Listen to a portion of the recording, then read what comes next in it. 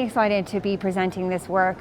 The goal of this research is very simple. How can we do better in helping us understand upfront which patients are going to do really well and which patients are going to not do so well with CAR-T cell therapy in particular. It's a big deal for patients, it's an investment for them and their families and their time.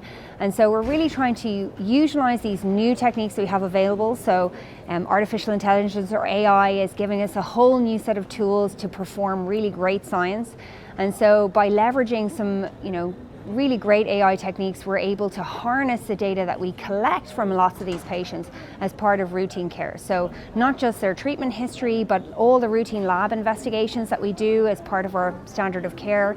And in addition, what we found was if we start with just the clinical information that we have, so the patient's history, how they are, and their routine lab tests, we can really identify groups of patients who've got very different outcomes. But when you layer in on top of that information that we can leverage out of their PET scans, so a measurement called metabolic tumor volume, or MTV, which basically is a sort of global sum of all the areas that are lighting up on the PET scan. If you layer that in, you improve the discriminatory power of the model. And what that means is you improve the way that the model can understand which patients are going to do really well and which patients are not going to do so well.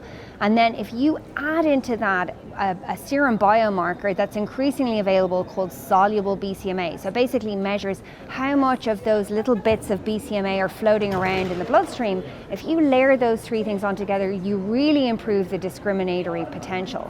And the goal of that is to really help us understand, okay, you are the kind of patient who's going to do incredibly well and have a very good outcome from this CAR-T cell therapy, versus you are the kind of patient who is going to be at high risk of early treatment failure, and therefore maybe we should treat you in a more different way, maybe enhance our monitoring or add in alternative therapies, or think about clinical trial options. We've got all these great trials looking at two targeting CARs or combination therapies. So that's what we're really trying to help understand. All of these information that we use to build a model, it's all being pulled from data that we have before the patient gets treated. So when you've still got the opportunity to make a decision, and ideally we're going to try and leverage that to help guide physician decision making in the future when we feel like we've got something super robust that we can share with the community.